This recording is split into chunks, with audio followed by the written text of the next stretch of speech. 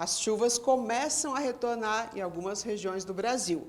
Enquanto alguns já comemoram, os especialistas insistem em recomendar ações aos produtores para que o setor possa enfrentar a crise hídrica e energética.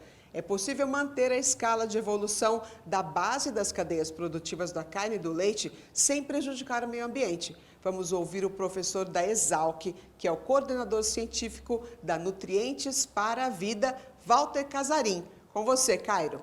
Isso mesmo, Márcia. Estamos aqui agora direto de Piracicaba com o professor Walter. Bem-vindo aqui ao programa Noticiário Tortuga.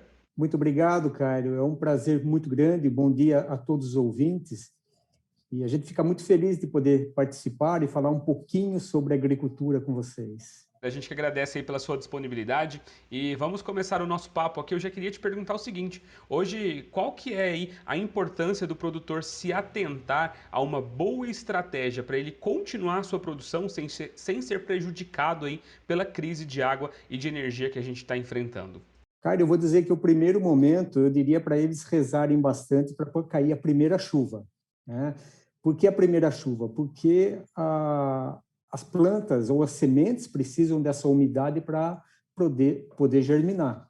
Sem essa germinação não tem planta, não tem produção. Então, essa umidade inicial, e muitos produtores já estão, principalmente no centro-oeste, já com algumas chuvas, já plantando soja, né? Então, esse é um primeiro ponto. Mas, posteriormente, quando as plantas já estão crescendo, eles têm que favorecer com que o sistema radicular dessas plantas possam se desenvolver bastante, porque o solo é o reservatório de água que a planta precisa.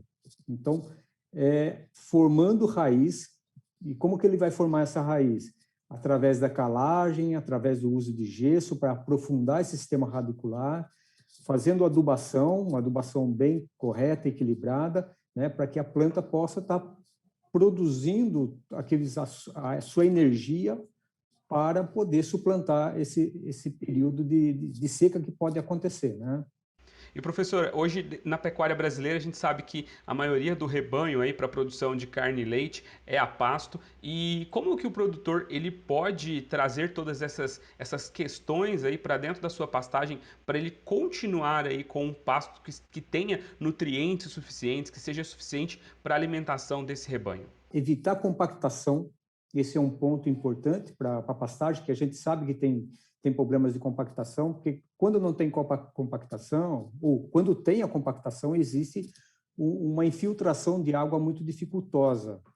Então, a reserva de água nesse pasto vai ser baixa. A palha sobre o solo é um outro ponto importante, porque ela vai segurar essa umidade, vai diminuir essas perdas de água.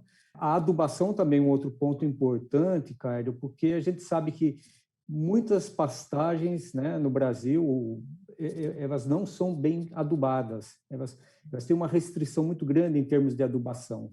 E, às vezes, umas pequenas quantidades de adubo favorecem muito o desenvolvimento dessas plantas. Então, eu associaria essa parte química da adubação, a parte de manejo do calcário e do gesso, e também voltando à parte de revestir esse solo com palhas para que ele diminua a perda de água, né? E como que essa estratégia vai ajudar com que essa pastagem tenha ali os nutrientes necessários para esses animais e também os benefícios que isso vai ter aí para o rebanho? O ponto inicial para avaliar uma adubação equilibrada é através da análise de solo. Esse é o primeiro passo que ele tem que fazer para ele saber exatamente, fazer um raio-x do solo dele, para que ele faça uma adubação correta. E essa adubação correta, ela é fundamental em termos econômicos, porque às vezes você fica colocando sem saber o que o seu solo tem, né? E você faz, às vezes, uma adubação errada e desequilibra seu solo. É muito mais fácil você corrigir o solo na falta do que no excesso. Retirar nutriente do solo é difícil. Então, a análise do solo é uma ferramenta fundamental para que ele vá equilibrando nutricionalmente o solo dele e também pela necessidade do gado, né? Para ele saber exatamente qual é o nutriente que ele tem que colocar, né? Então, eu diria que o ponto principal aí é ele fazer uma análise de solo. né? E ter alguém que vá orientá-lo, assessorá-lo para fazer a adubação correta. E Walter, essa pastagem aí bem equilibrada, ela vai durar muito mais tempo dentro da fazenda, né? Exatamente. É o que a gente fala de alimentos, o Cairo, porque quando você tem um alimento bem nutricionalmente bem equilibrado, é aquele alimento que vai durar mais tempo, é aquele que na prateleira vai durar mais tempo. Quando você perde um alimento lá na frente, você está perdendo água, né? Porque aquele alimento necessitou de água para produzi-lo. Então, o desperdício ele se torna grande. E a gente sabe que uma pastagem para reformar é um gasto considerável, significativo. Então, às vezes, o que ele está gastando para fazer uma adubação correta é muito menor do que para ele depois renovar a pastagem dele, né? É isso mesmo, né, professor? A gente sabe que tanto a carência quanto o excesso aí de água ou de nutrientes, seja para qual cultura for, pode ser prejudicial. Quero te agradecer mais uma vez aí pela sua participação aqui no nosso programa de hoje. Obrigado por todas essas dicas. Um bom dia. Eu que agradeço e eu desejo sucesso para os produtores, né?